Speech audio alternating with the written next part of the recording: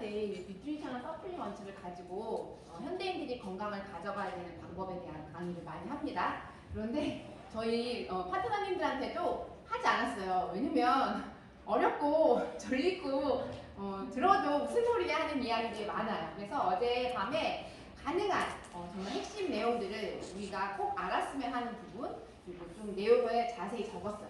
여러분이 집에 들어가셔서 복습하실 수 있도록. 근데 제가 최대한 쉽고 여러분들이 실제 상황에서 현장에서 활용하실 수 있도록 이 뉴트리셔널 서플리먼트가 주는 과학, 그리고 그것이 곧 유산화의 과학과 굉장히 일맥상통하고 있다는 것을 아마 아시게 될 것입니다.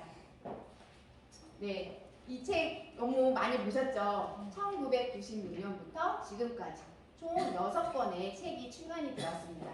여러분들의 많은 분들이 이 책을 보고 유산화를 먹어야겠다, 혹은 유산화 사업을 시작해야겠다라고 생각하셨을 거예요. 저 또한 이 책을 보고 세상에 저런 책이 있어? 놀랍다라는 생각을 했습니다.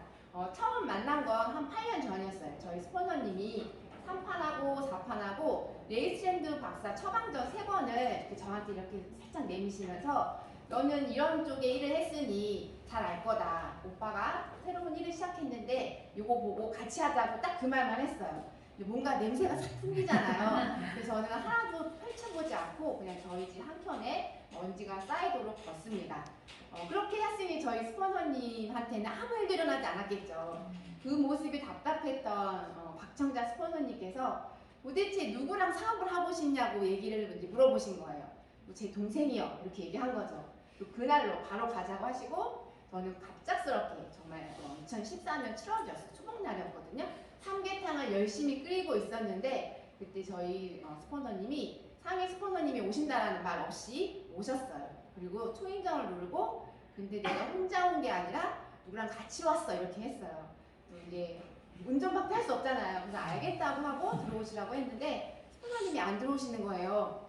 어디 가셨냐고 하니까 뭘 사러 가셨대요. 제가 이사한 지 얼마 안 됐었는데 스폰서님이 정말 문을 열어드렸는데 양손 가득 잘 풀리는 집, 휴지, 두루마리 휴지와 세탁 세제를 들고 오셨어요.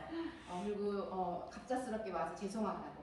근데 정말 우리 지금 모습도 그렇지만 동네에서 흔히 볼 수 있는 분 아니잖아요, 모습이. 그런데 그 모습보다 저에게 이 잘 풀리는 집 휴지 사오신 게 더 반갑고 그 마음이 너무 감사했었어요. 저도 그 이후로 이제 지금 사업을 하고 있는데 누군가의 처음으로 초대된 집에 갈 때 제 마음을 담는 작은 선물을 그 이후로 가지고 갑니다.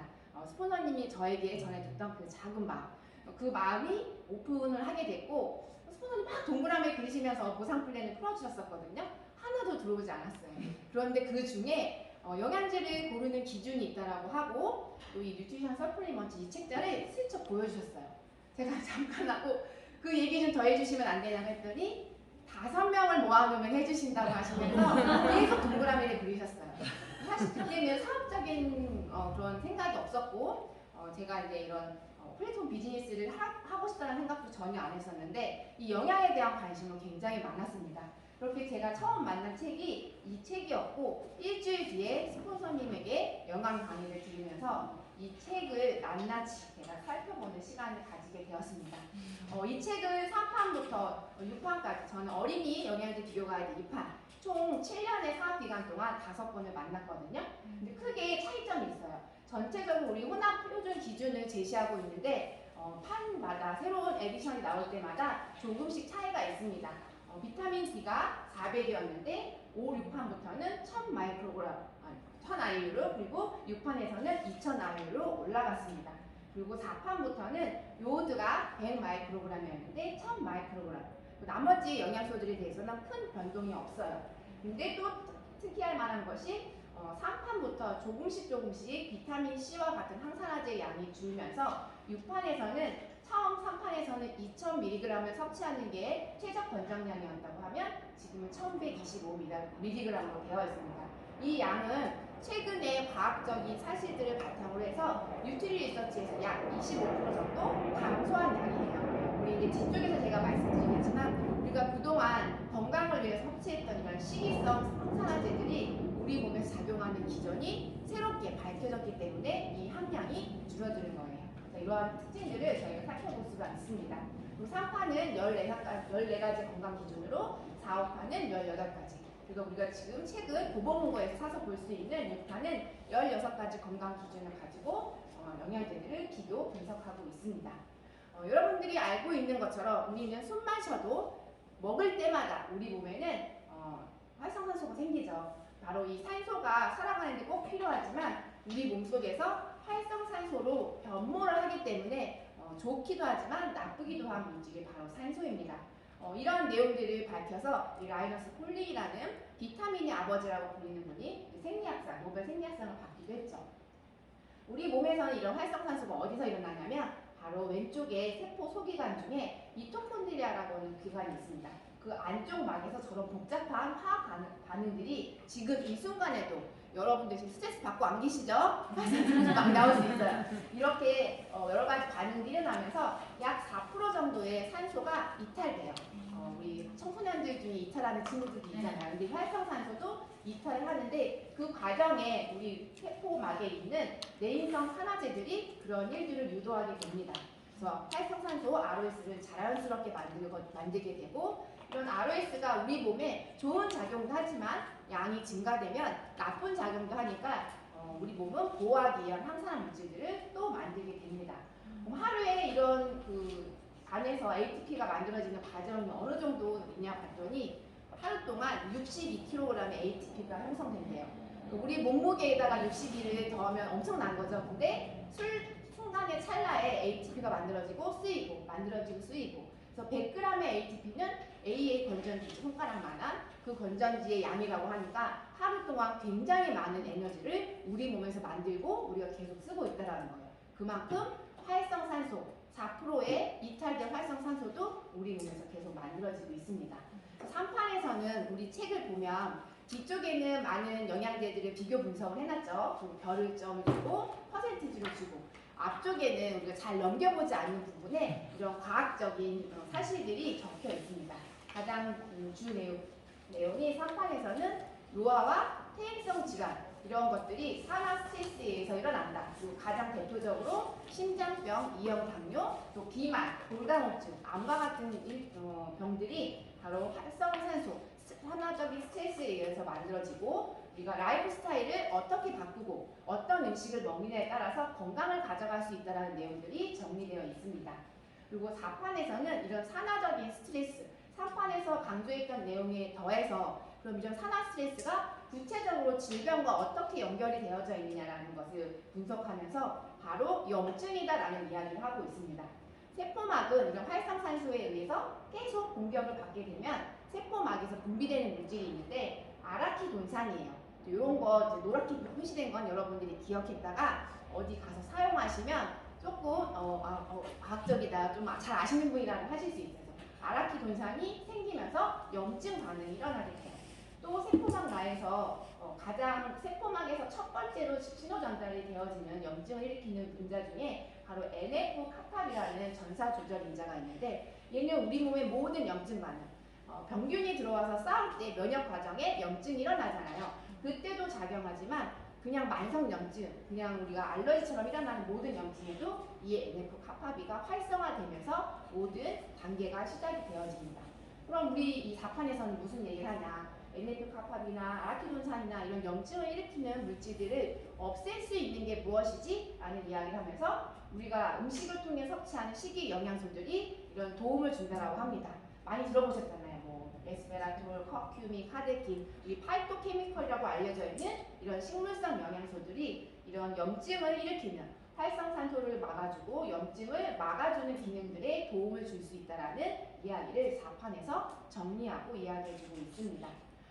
그런데 이런 아라키돈산 그리고 NF-카팝의 활성뿐만 아니라 4판에서는 염증을 일으키는 그 중에서도 일시적인 염증 말고 만성 염증을 일으키는 메커니즘에 대한 정보를 제공하고 있는데요. 당뇨병, 알츠하이머병, 파킨슨 이런 퇴행성 질환들이 생기는 그 만성 염증의 원인은 바로 다음과 같은 이유로 삼고 있습니다. 첫 번째 예시로 인슐린을 들었는데 우리 요즘 인슐린 저항성으로 인해서 당뇨가 생기신 분들도 있지만 비만하신 분들도 많고 각종 질환에 걸리시는 분이 많습니다. 이 인슐린이 적정하게 분비가 되어져야 되는데 한꺼번에 많이 나오거나 잘 안 나오거나 이런 일들이 우리 몸에서 현대인들은 일어나고 있다는 거예요. 수치가 올라가게 되면 아까 염증을 일으킬 수 있는 아라키도니 애시드가 만들어집니다. 그리고 인슐린이 많이 분비되었을 때 인터루킨이라는 사이토카인, 세포를 죽이는 물질이거든요.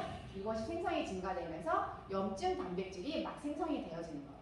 그리고 더 중요한 것은 바로 오메가6의 과다 섭취. 튀김이나 이런 것들을 먹으면 우리가 오메가3와 오메가6 이런 불포화 지방산을 균형 있게 섭취해야 된다는 얘기를 우리 많이 들어보셨죠? 그런데 그 균형이 맞지 않기 때문에 우리 몸에서 만성염증이 일어나고 있다라고 이 책에서 과학자들이 이야기하고 있습니다. 이런 패스웨이인데 세포막에 이렇게 오메가6가 너무 많아. 그러면 쭉 거쳐서 맨 아래에 여기 이렇게 이거 어떻게 되죠? 제가 뭐 잘못만 이걸 눌렀어요. 네. 요 아래 부분에 여기 염증 반응을 일으키는 최종 산물이 만들어지면서 세포에 염증이 막 일어나는 거예요. 반대로 오메가3가 많게 되면 이렇게 항염증 물질이 나오면서 우리는 염증을 억제할 수 있는 기능을 우리 세포들이 갖게 되는 거예요. 그럼 결국은 인슐린도 그렇고 오메가6를 그렇고 우리가 어떠한 음식을 먹고 살아가고 있느냐에 따라서 염증이 증가되고 있다는 것을 결론을 내릴 수가 있겠죠. 그래서 4파는 이런 염증, 산화적인 스트레스뿐만 아니라 염증이 퇴행성 질환의 원인이라는 내용을 정리하고 있을 뿐만 아니라 다음의 내용들도 이야기하고 있습니다. 너무 사람들이 이런 영양제에 대해서 관심이 높아지다 보니까 반대하는 반대파들이 있잖아요. 그들이 영양보충제는 위험해, 먹으면 안 돼 이런 내용들을 계속합니다. 그런데 어떠한 것보다도 안전한 게 영양보충제라는 내용들의 증명 사실들을 제시하고 있고 최적 영양을 섭취해야 되는 부분 그리고 영양보충제의 이런 안전하지 못하다는 부분 효과가 있다 없다라는 그런 부분에 논하는 데 있어서 다음에 메타 분석의 과학적이지 못한 부분 또 언론이나 힘이 있는 제약회사에서의 이런 통제들 그리고 무엇보다 잘못된 척도 우리가 영양소 하나가 우리 몸에 내가 먹었을 때 약처럼 다양한 기능을 해내는 건 아닌 거죠. 한 가지 영양소에 의존하는 것이 아니라 우리 몸에서는 복합적으로 일어나고 있는데 한 가지 영양소를 먹었는데 그런 기능이 없잖아. 생명을 늘리지 않잖아. 병을 고치지 않잖아. 이러한 판단을 하면서 영양제에 대해서 부정을 하는 사람들이 많다라는 거죠. 근데 이런 부분들은 옳지 않다라고 이 4판에서 내용을 이야기해주고 있습니다. 그리고 5판의 가장 이제 특징적인 부분은 2014년도에 이제 발간이 되었거든요. 여기서는 비타민 D, 요오드가 우리 현대인 건강을 가져가는데 매우 중요하다라고 이야기하고 있습니다. 비타민 D가 우리 5판부터 1000 그리고 6판에서는 2000으로 늘어난 거 아까 앞에서 보셨잖아요. 1960년대에 피부암 발생률이 막 높아진 거예요. 햇빛을 많이 받고 자외선 때문에 우리가 피부암이 생기는구나 이런 보고가 되면서 햇빛을 쐬면 안 돼. 그리고 차단해야 돼. 이런 선크림들의 사용을 지금까지 우리가 꾸준히 사용하고 있습니다. 놀라운 사실은 뭐냐면 피부암은 우리 비타민 D는 UVB에 의해서 만들어지는데 피부암은 UVA에 의해서 만들어진다는 사실이에요. 그런데 그때 발표됐던 논문에 의해서 사람들은 그냥 다 차단하는 것들을 쓴 거죠. 그래서 결국 현대인들이 비타민 D 결핍증에 빠지게 된 결과라고 이제 많은 연구 자료를 가지고 제시하고 있습니다. 그런데 비타민 D가 얼마나 중요하냐면 각종 암을 예방할 뿐만 아니라 심장병 그리고 면역력을 높이는데 비타민 D가 매우 중요하다라는 의학적인 진실들을 밝혀주고 있습니다. 복잡한데 여기 제가 한글로 적어놓은 거를 보시면 돼요. 다발성 경화증, 자가면역 질환의 주 원인이 비타민 D 결핍이다라고 이야기합니다. 또 우리 여름철에 신나게 놀면 겨울에 감기 안 걸리는 옛말 있죠? 근데 이게 그냥 어른들이 한 말이 아니고 과학자들도 그게 맞다라고 이야기하고 있습니다. 여름철에 봄부터 가을까지 센 합성된 비타민 D로 우리가 겨울을 건강하게 나야 하는데 그렇게 하지 못하고 있다는 거예요. 가장 중요한 부분은 비타민 D라고 이름이 명명되어 있지만 비타민 D는 피부에서 합성되는 호르몬이고 이 비타민 D를 받아들이는 세포가 우리 몸 전체에 있다는 거예요. 결국은 비타민 D가 세포 곳곳 하나하나에 들어가서 하고 있는 역할이 있다는 거고 얘가 부족했을 때 우리가 알지 못했던 희귀 질환이라고 지금 다 명명하고 있는 그런 자가면역성 질환이 점점 빈도가 올라가고 있다라는 결론으로 이 5판에서 이야기해주고 있습니다.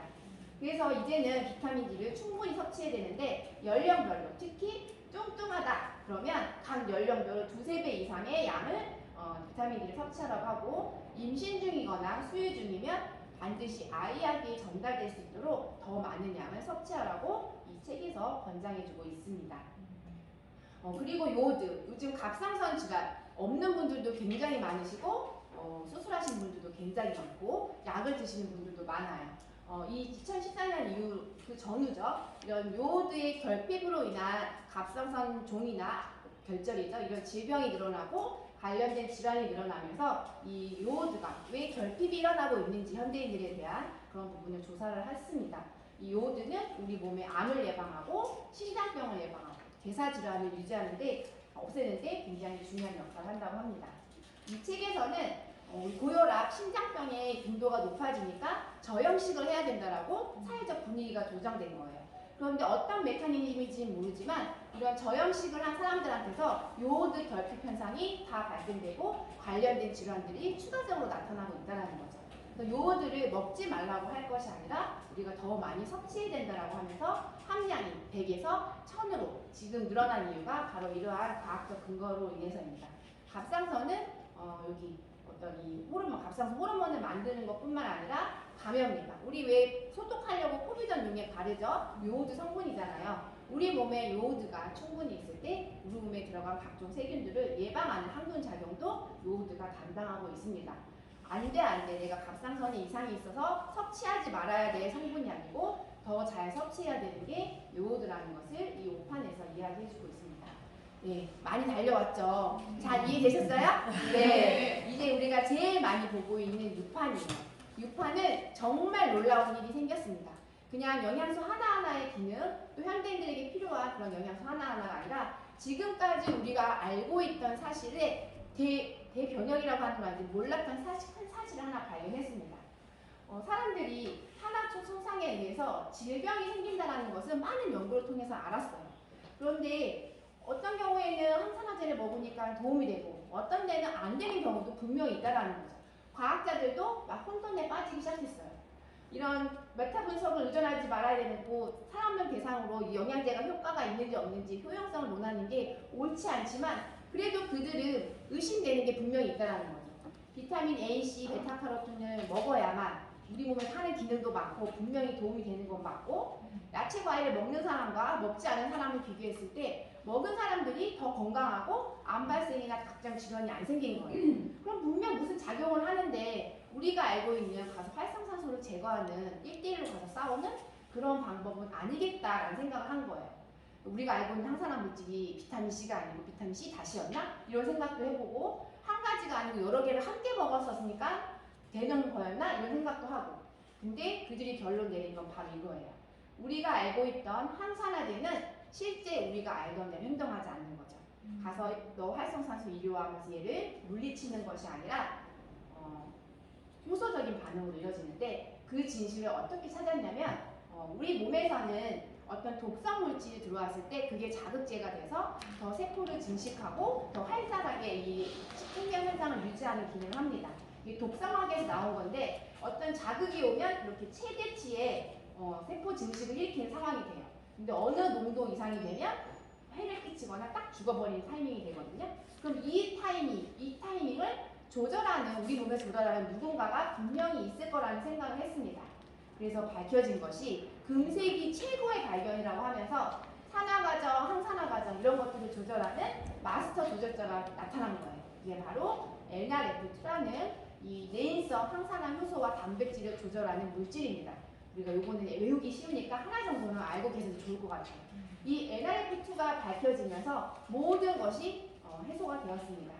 우리는 그동안 먹은 항산화 성분들, 야채, 과일들이 가서 활성산소와 1대1로 싸워서 이기는 줄 알았더니 그게 아니었다. 이런 다양한 이유들로 피스톤 마크가 있었는데 지금은 어떻게 하느냐면 바로 이런 1차적으로 가서 소거하는 것이 아니라 소수적으로 통제된 세포 반응이 이런 항산화 작용의 기본 메커니즘이다라고 이야기했습니다. 자, 여기까지 딱 설명 들으면 생각나는 단어가 있지 않나요? 5글자예요.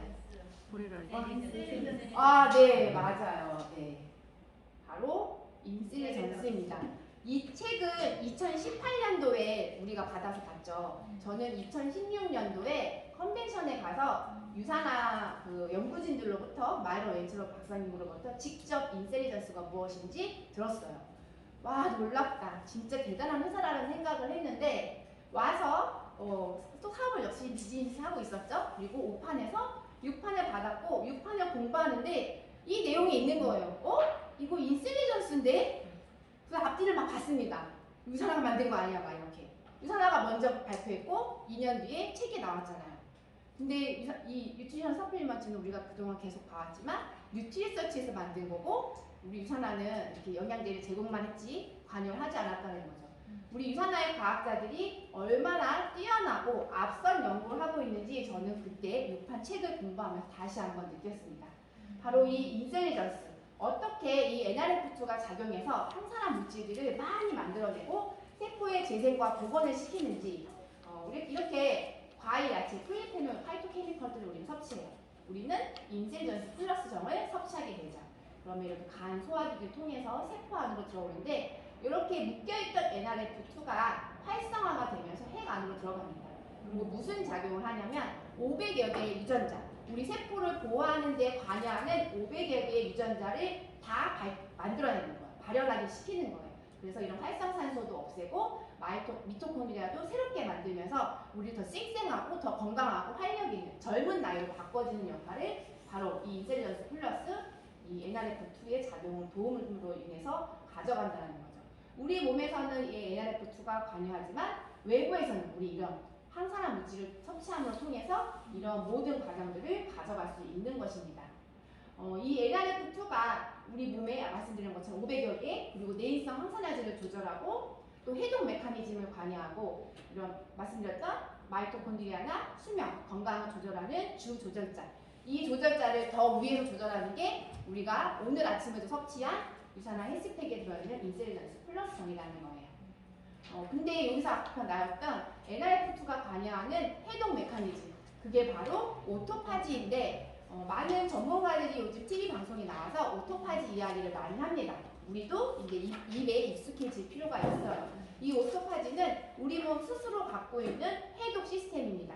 뭔가 고장났으면 빨리 제거하고 다시 재활용해서 새롭게 쓸 수 있는 거는 다시 재활용을 하고, 이러한 일들을 우리 몸 자체가 갖고 있는 프로그램인데 언제 발동하냐면 NRF2가 활성할 때, 그리고 우리가 인슐린전스 플러스형을 먹었을 때, 운동을 많이 해서 몸에 피로도가 쌓였을 때, 몸에 독성이 생겼을 때 이런 일들이 생깁니다.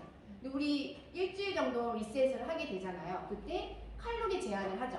뉴트리밀로 평상시 먹던 것보다 2분의 1 정도를 섭취하는데, 우리가 영양제로 섭취하는 것에서도 오토파지를 활성화하는 물질들이 들어있지만 칼로리 제한 자체도 우리 몸의 오토파지를 활성해요. 그래서 많은 분들이 밥 먹으면서 하면 안 돼, 뭐 먹으면 안 돼 이런 이야기 하지만 우리 몸 자체의 해독 프로그램을까지도 이용하려고 한다면 우리가 그 프로그램대로 진행을 하는 것이 과학적으로 우리 인체의 원리대로 진행하는 방법이다라는 것을 아시면 좋을 것 같습니다. 네, 바로 인슐린전스 플러스 점으로 우리가 또 한 번 이 오토파지 프로그램을 자유자재로 이용할 수 있다는 거, 더 젊고 더 활력 있는 그런 삶을 가져가는 게 바로 유산화 최고의 과학 인슐린전스 플러스 점이에요. 2400년 전에 우리 안에 자연스러운 힘이 질병의 진정한 치유자라고 이야기했습니다. 의학의 아버지가. 그리고 1992년도에 우리 몸에서는 보이지 않는 기적이 일어난다고 마이런 웨이츠 박사님이 이야기했어요. 똑같은 얘기예요. 그리고 또 하나 똑같은 다섯 글자로 줄이면 인셀리전스가 바로 이 메시지를 그대로 담고 있습니다. 유산화가 추구하는 과학이 우리가 태어나지도 않았던 과거부터 지금까지 인류가 살아가는 건강을 지켜가는 최고의 방법임을 다시 한번 우리가 이 뉴트리션 서플리먼트, 수많은 과학자들이 밝힌 연구 데이터, 그 유산화가 제공하는 데이터를 통해서 알 수가 있습니다. 이런 뛰어난, 제가 뉴트리션 서플리먼트를 공부하면 할수록 확신이 커지겠죠. 어떠한 일로 하고 있냐면 이렇게 체크지를 만들어요. 간단하게.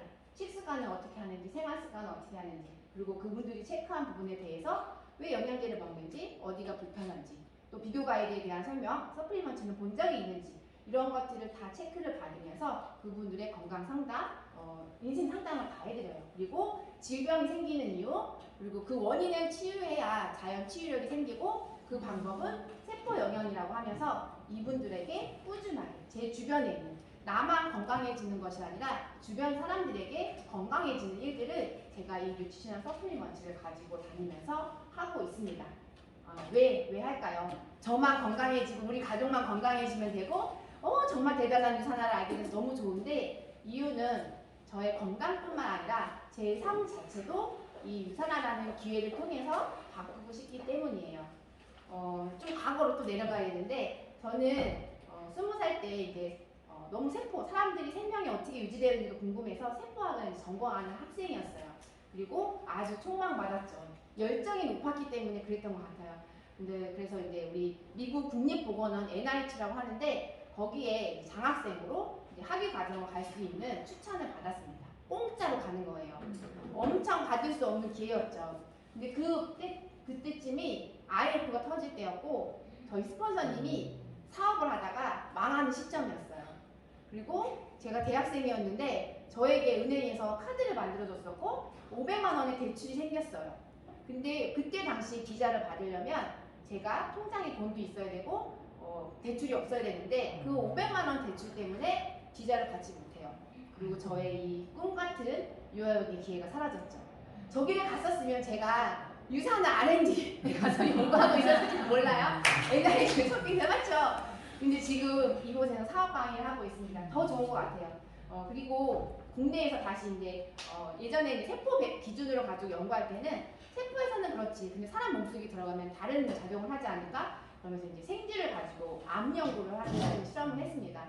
근데 또 나이가 되다 보니까 결혼을 하게 되고 출산을 하게 되고, 이 아이의 육아와 이 공부의 갈림길에서 많은 고민을 했어요. 제 꿈을 지지해주고 지원해주는 사람은 없고 제 발목을 잡는 사람들만 그 시점에 너무 많았어요.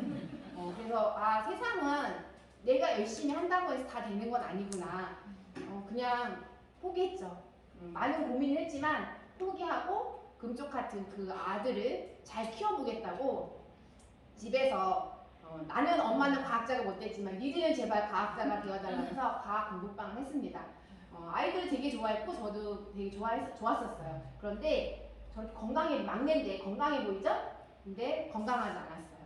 만성 비염으로 충동증이 굉장히 심했고 건선이 있었고, 둘째 큰애도 마찬가지 비염, 그리고 큰애는 장염이 엄청 잘 걸리는 아이였고, 둘째는 알러지가 굉장히 심한 아이였어요. 앞서 말씀드렸던 우리 퇴행성 질환, 자가면역 질환들을 우리 가족이 다 가지고 있었던 거예요. 아무리 해도 안 됐고, 저는 이때 영양제를 믿지도 않았고 먹으면 안 된다고 생각한 사람이었어서 음식으로만 모든 걸 했습니다. 과일 가게에서 한 달에 40만 원, 50만 원 정도 사다 먹었으면 저 나름 면역력을 위해서 최대한 그래도 지식을 이용해서 했었어요. 그런데 실제로는 면역이 채워지지 않았죠. 그리고 7년 전 박정자 스폰서님의 영양 강의를 통해서 음식 속에 영양소가 없었구나. 아무리 키위를 10개, 20개 먹어도 살만 쪘지 비타민 C와 각종 폴리페놀은 하나도 들어오지 않았다는 것을 이 시점에 제가 알게 됐습니다. 그리고 제가 생각을 바꾸고 이 일을 비즈니스로 가져가기 시작했죠. 처음의 모습이에요. 이 일이 될까 안 될까 고민을 하는 다 순간이죠. 그런데 저는 이 일을 해야겠다라는 생각을 했어요. 사람들은 다 태어나면 꿈이 커요. 그런데 현실에 부딪히면서 안 되구나 그냥 나는 이 생은 이렇게 살다가 가나보다 하면서 저 또한 그 20대 아이 출산과 함께 많은 꿈들을 포기했었는데, 유산화라는 기회를 만나면서 다시 꿀 수 있겠구나라는 것을 알았어요. 그리고 이 일을 1년, 2년 하면서 정말 되는구나, 꿈을 더 키울 수 있구나라는 생각을 했고, 드디어 2년 전에 제가 그렇게 학생들을 가르치고 싶었는데 꼬맹이들이 아니고 20살의 대학생들에게 건강학을 가르치는 교수가 되었습니다. 너무 이 첫 강의가 지금도 생생해요. 그 교실을 들어가면서 실험실에서 나는 냄새들도 그렇고 아직도 잊을 수가 없죠. 저희 스폰서님이 여기 첫 강의 갈 때 저한테 카톡 메시지를 주셨거든요. 20년 만에 이 꿈을 이루기 위해서 감사합니다. 사실 본인 때문에 제 꿈을 놓쳤다라는 생각을 많이 갖고 계셨던 것 같아요. 그래서 저한테 사업을 같이 하자고 손 내밀 때도 유산아가 오빠가 진 빚을 갚아줄 거야 이런 얘기를 했거든요. 말도 안 돼, 무슨 말렸어요. 저한테는 엄청 그때 큰 상처였었기 때문에 무엇을 통해서 내가 그 과거의 나의 그것을 갚아줄까 했는데 지금 생각하면 갚아주고도 남은 저 최고의 감사한 스포너님이 아닌가 싶습니다. 왜 유산화를 하면 이렇게 꿈꾸게 하는지 저 또한 처음 접한 비즈니스였고 이게 되는지 안 되는지 그리고 어떻게 하는지도 잘 몰랐었거든요. 근데 이런 전문가들이 이야기하는 것에 대해서는 집중을 해봤습니다. 유산화는 시대의 흐름을 그대로 따르고 있고 많은 사람들이 성장할 수밖에 없는 그 분야에 유산화가 가운데 딱 있었어요. 이제는 제4차 산업혁명 시대라고 하죠. 그리고 공유의 시대라고 하고 플랫폼 시대라고 이야기하고 있습니다. 또 유명한 미래학자가 앞으로 부자들은 웰니스 산업에서 나온다고 해요. 유산화가 건강과 관련된 일을 하고 있는 사업이죠. 이것도 딱 맞네? 그리고 돈을 많이 벌어본 사람들이 이제 평균 수명이 늘어나서 노후가 길어졌는데 잠자는다는 시간에도 돈이 들어오는 그런 시스템 소득, 권리 소득을 한 가지 이상씩은 다 가지라는 이야기를 했습니다. 그러면서 플랫폼 비즈니스를 하라고 다 얘기를 하는 거예요. 그럼 유산화가 정말 이런 기능을 하고 있는지 이 플랫폼 비즈니스가 갖고 있는 소득은 기존에 우리가 해왔던 소득과는 완전히 달라요.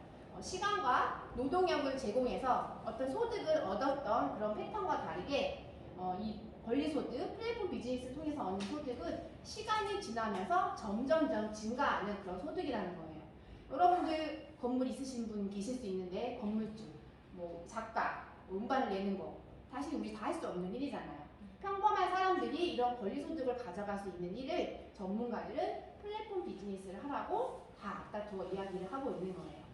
정말 유산화가 이 건강을 공유하면서 플랫폼 비즈니스를 하고 있는 일인지 만약 그렇다고 하면 지금 사회가 성장한다라고 하고 성공할 수밖에 없다라고 하는 그 분야에서 우리가 일을 하고 있는 것이기 때문에 그런 일인지 정말 한 번씩 보도록 하겠습니다. 유산화는 건강해지는 것과 관련된 제품을 사용하고 그 경험을 공유하는 일입니다. 영양제 회사와 건강을 위해 영양제가 필요한 사람은 나 양은영이라는 플랫폼을 통해서 그들을 연결해주는 일. 그럼 맞죠? 건강과 또 공유하는 일, 그리고 플랫폼 비즈니스. 이게 지금 뜨는 일이고 많은 돈과 부가 모이는 곳이라고 얘기했는데 유산화 비즈니스가 거기에 딱 맞춤으로 가고 있다는 거예요. 나의 성별, 어떤 조건에 상관없이 20살만 넘으면 다 할 수 있습니다.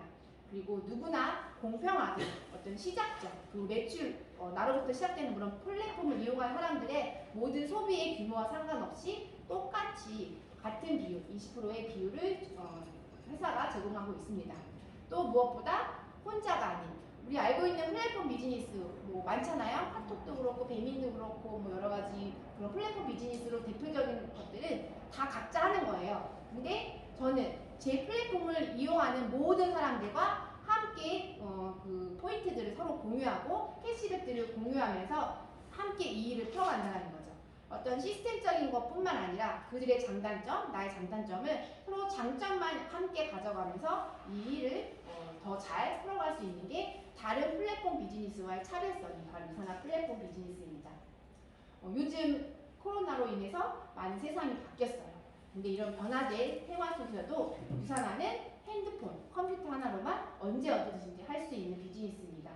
그럼 어떻게 시작하느냐? 하나의 플랫폼을 만들 때는 200점 정도의 건강을 공유하시면 돼요.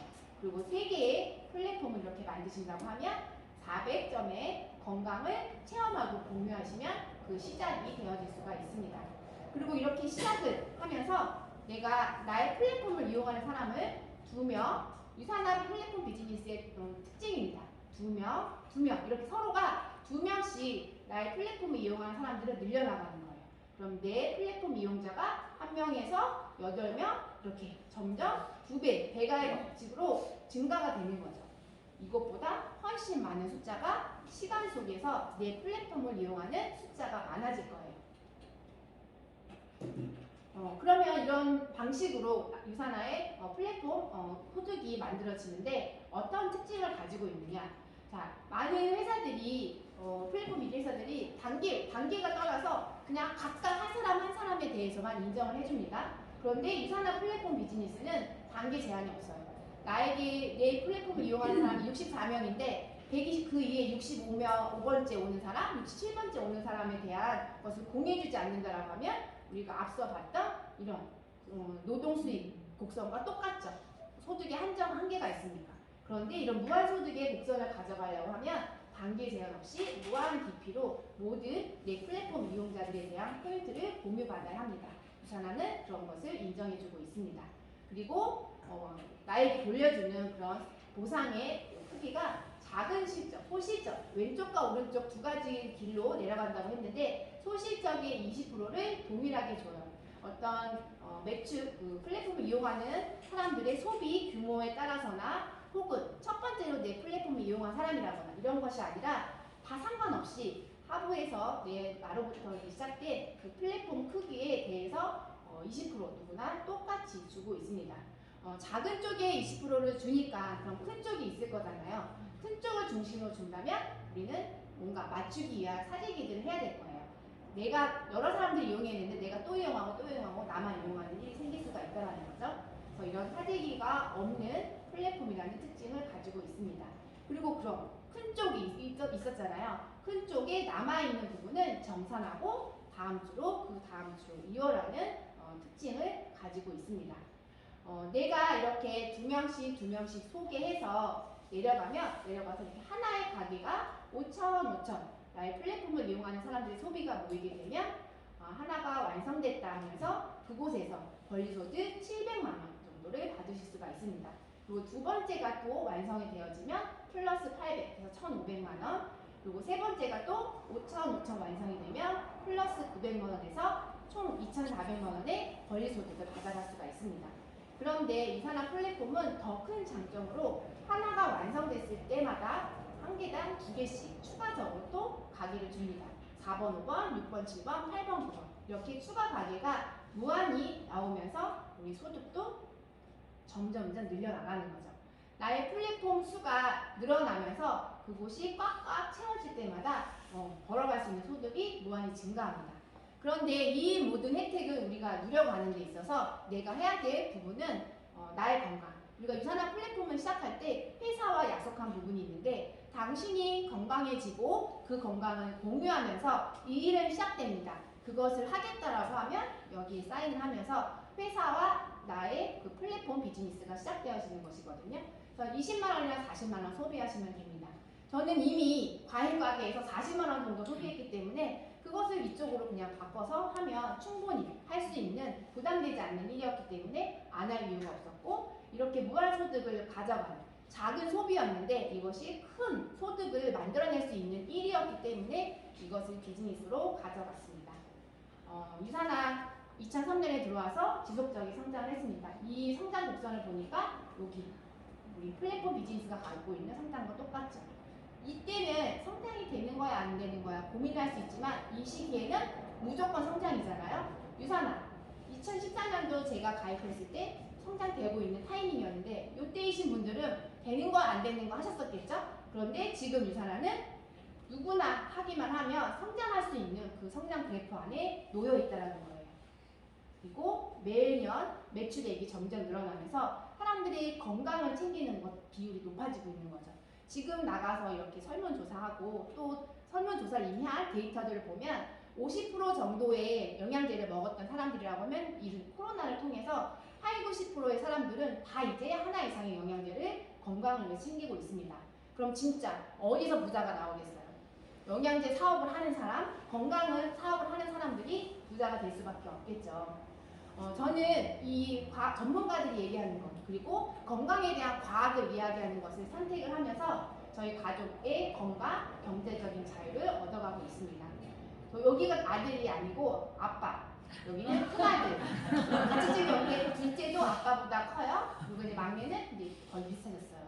아이들 모두 그런 자가 면역성 질환들을 다 갖고 있었지만 지금은 그런 것들이 다 사라지고 정말 건강한 삶 그리고 본인들의 꿈을 위해서 엄마 카드 쓰면서 살고 있습니다. 저희 신랑은 사업을 하고 있었거든요. 근데 코로나 1년을 버텼는데 올해는 버텨내지를 못했어요. 그래서 그 오랫동안 아버님과 했던 사업체를 이제 폐업을 하고 본인이 이제 건물주 하시겠다고 하면서 다른 공부를 하고 있습니다. 소득이 나오지 않는 거예요. 신랑을 통해서는. 근데 제가 7년 전에 건강으로 만났던 이 일을 지속적으로 하고 있으니 우리 가족의 경제를 유산화를 통해서 받는 플랫폼 비즈니스를 통해서 받는 소득으로 만들어가고 있습니다. 저는 유산화로 이런 경제적인 자유뿐만 아니라 정신적으로도 큰 자유를 얻었어요. 유산화 시작한 7년 동안 정말 많은 여행을 다녔거든요. 그 중에서 가장 특징적인 것은 유산화 여행은 공짜라는 거예요. 너무 신나. 우리 공짜 다 좋아하잖아요. 그냥 뭘 해도 공짜면 다 좋은 정말 신나는 시간을 저희 함께하는 분들, 스폰서님들과 다녀왔고 이곳은 크로스 여행이었어요. 아프리카, 케이프타운.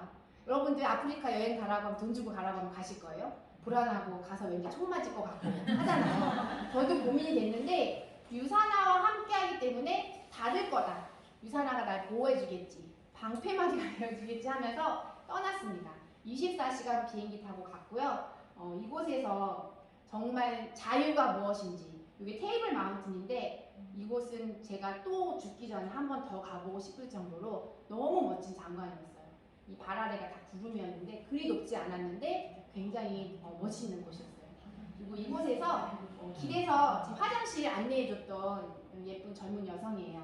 지금 그때가 26이었으니까 지금은 이제 28, 9쯤 됐을 것 같아요. 미혼모이고 아이 하나를 딸아이를 키우면서 본인은 관광하기 전공이었거든요. 근데 그 꿈을 이루지 못하고 밤에 이렇게 마사지 이런 일을 하면서 지내고 있었어요. 너무 가슴이 아팠어요. 저렇게 열심히 하고 뭔가를 하려고 노력하는데 사회적으로, 환경적으로 받쳐주지 않은 거잖아요. 저의 20대가 다시 생각나면서 이 아이를 한국에 데려가고 싶다. 우리 집에서 같이 이렇게 열정이 있으면 얘는 한국 가서 무엇이라도 할 텐데 이런 생각이 너무 컸어요. 근데 함께 올 수는 없었고 그때 제가 또 한 가지 유산화를 하면서 우리가 꿈을 많이 키우잖아요. 내가 우리 가족뿐만 아니라 주변에게 나눌 수 있는 이런 경제적인 자유를 더 얻게 된다고 하면 키다리 아줌마 재단을 만들어서 이런 꿈꾸는 청년들에게 무한 지원을 해주고 싶다. 이런 꿈을 다시 한번 꾸고 왔었습니다. 어젯밤에도 이 사진 보면 이건 눈물 제조기예요. 사실 보지 않고 해야 돼요. 저희 친정 엄마인데 이 사진을 보면서 가만 생각해 보니까 저희 20대 때 경제적인 이유로 저를 다 발목 잡았을 때 끝까지 저를 그 옆에서 지켜주고 어떻게든 하려고 도와줬던 분이 저희 엄마시더라고요. 저희 엄마 별명이 그거예요. 호박씨. 왜냐면 앞에서는 다 괜찮아 해서 엄마 이거 뭐 사줘 그랬는데 괜찮아 했는데 그럼 말하고 하면 뒤에서 한 번밖에 안 물어본다고 그냥 사줘야지. 뒤에 사는 얘기하는 거서 저희 이제 딸이 셋인데 다 말이 세요. 그래서 아니 그러면 진작 말하지 뭐 이렇게 막 하거든요. 그래서 저희가 이제 엄마가 이제 호박씨라는 얘기를 했는데 저희는 엄마가 소극적이고 자기 주장을 잘 펴지 못하는 사람인 줄 알았거든요. 근데 제가 이제 우리 코로나 때문에 여행 못 갔잖아요. 근데 또 마지막으로 유산에서 갔다 삼척 여행인데 탑10이어서 좀 특별한 여행을 했거든요. 저희 가족 5명하고 엄마랑 이렇게 갔어요. 저희 엄마 삼행시 내가지고 상 받았어요. 그리고 저희 신랑 이렇게 뭔가 뽑혔는데 우리 사이 막 난리치시는 거예요. 그래서 사회자가 거기 장모님도 나오시라고 무대에서 말씀을 너무 잘하시는 거예요. 그리고 안 보인다고 정중앙까지 굳이 이동하셔서 그 즐기시는 모습. 또 우리 파트너님들 앞에서 말씀도 엄청 잘하시는 거예요. 저는 그때 우리 엄마가 이렇게 열정이 많고 주도적인 여성이었는지 몰랐었어요. 그리고 생각해보니 우리 자식들이 살아가는 데 있어서 우리가 뭔가 위기가 왔을 때 지켜준 사람이 조용했지만 묵묵하게 우리 엄마가 뒷받침을 해줬었구나 이런 생각을 합니다. 얼마 전에 그 추석이었잖아요. 그때 갔을 때 가족들이 모여 있으면서 엄마를 이렇게 봤는데 엄마를 또 언제까지 더 오래 볼 수 있을까 이런 생각이 문득 들었어요. 그래서 시간이 막 가기 전에 좀 더 빨리 성장을 해서 더 많이 효도를 해야겠다 이런 생각을 했었습니다. 생각이 안 나지 않았다면 이렇게 살다가 가나보다라고 했는데 너무 삶이 즐거워요. 우리가 꿈꿀 수 있다는 게 이 삶을 이렇게 행복하게 만드는 거라는 걸 알았어요. 많은 분들이 로또를 당첨되기를 너무 염원하잖아요. 저는 제 인생의 로또가 유산화를 선택한 저라고 생각합니다. 여러분들도 꾸준히 하신다고 하면 분명 이런 타이밍이 오실 거예요. 저도 처음부터 유산화가 로또는 아니었어요.